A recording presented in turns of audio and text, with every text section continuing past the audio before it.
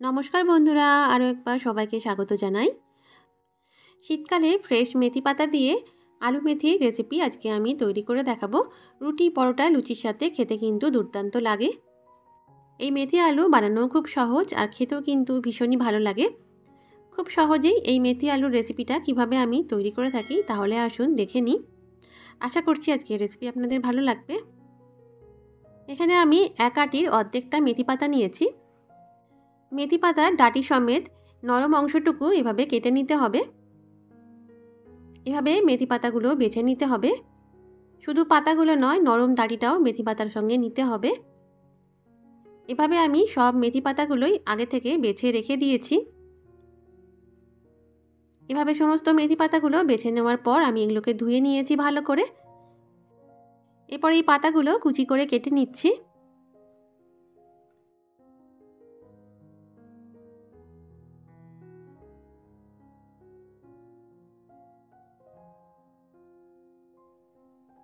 মেথি পাতাগুলো এভাবে আমি কেটে নিয়েছি। মেথি পাতাগুলো কেটে নেওয়ার আগেই আমি শাকটা ভালো করে ধুয়ে রেখেছিলাম, তাই আর ধুয়ে নেওয়ার প্রয়োজন নেই। এখানে আমি 3টে মিডিয়াম সাইজের আলু সামান্য লবণ দিয়ে সেদ্ধ করে রেখেছি। এরপরে এই আলুগুলোর খোসা ছাড়িয়ে এগুলো টুকরো করে কেটে নিতে হবে। আলুগুলো সেদ্ধ করার সময় সামান্য পরিমাণ লবণ অবশ্য করেই অ্যাড করতে হবে। এরপর আমি আলুগুলো টুকরো করে কেটে নিচ্ছি। আলুগুলো ঠিক মতন করে সেদ্ধ করতে হবে। খুব বেশি সেদ্ধ হয়ে গেলে মেথি আলু ভালো করে তৈরি হবে না। প্রায় 90%-এর মতন আলুটা সেদ্ধ করতে হবে।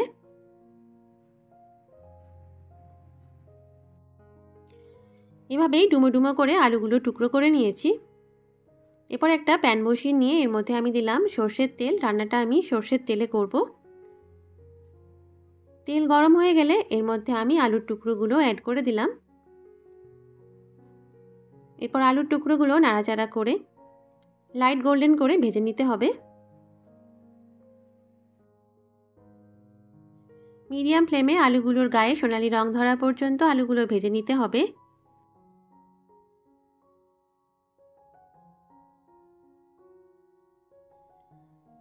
আলুগুলো লাইট গোল্ডেন করে ভাজা হয়ে গেছে। এরপর আমি এগুলো তুলে নেব। এভাবে আলুগুলোর গায়ে হালকা সোনালি রং ধরার পর আমি আলুগুলো তুলে নিচ্ছি। আলুগুলো তুলে নেওয়ার পর এই তেলের মধ্যেই আমি রসুন কুচি অ্যাড করলাম। এখানে আমি 4টের মতন রসুন কোয়া অ্যাড করেছি। এরপর রসুনটা 30 সেকেন্ডের মতন ভেজে নিচ্ছি। রসুনটা হালকা করে ভেজে নেওয়ার পর এরপর আমি এর মধ্যে 2টো কুচনো কাঁচা লঙ্কা অ্যাড করে দিলাম। এরপর কাঁচা লঙ্কা আর রসুনটা আরও কিছুক্ষণের জন্য ভেজে নিচ্ছি।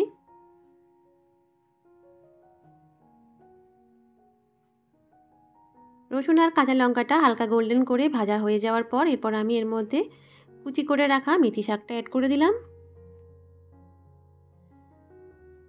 এরপর মিডিয়াম ফ্লেমে মেথি শাকটা কিছুক্ষণের জন্য ভেজে নেব, যতক্ষণ না পর্যন্ত মেথি শাকের জলটা শুকিয়ে যাচ্ছে।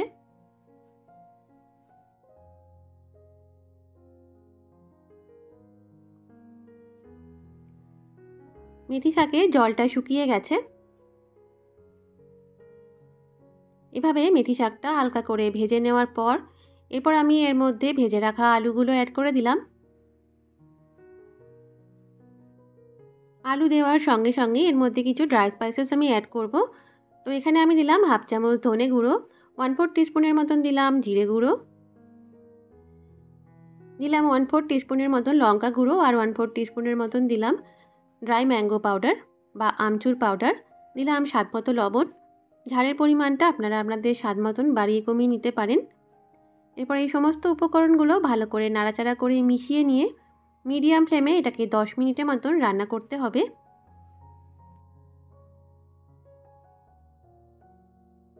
ড্রাই স্পাইসেসগুলো আলুর সঙ্গে ভালো করে নাড়াচাড়া করে মিশিয়ে দিতে হবে। এই রান্নাটাতে আমি হলুদের ব্যবহার করি না, তবে আপনাদের ইচ্ছে হলে আপনারা হলুদ দিতে পারেন।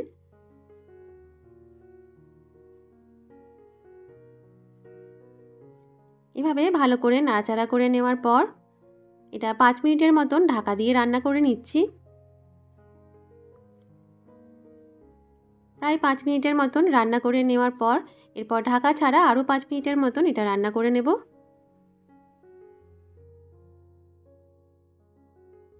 সমস্ত ড্রাই স্পাইসেসগুলো আর মেথি শাক ভাজার অসাধারণ ফ্লেভার আলুর মধ্যে পাওয়া যায়, খেতে দুর্দান্ত লাগে।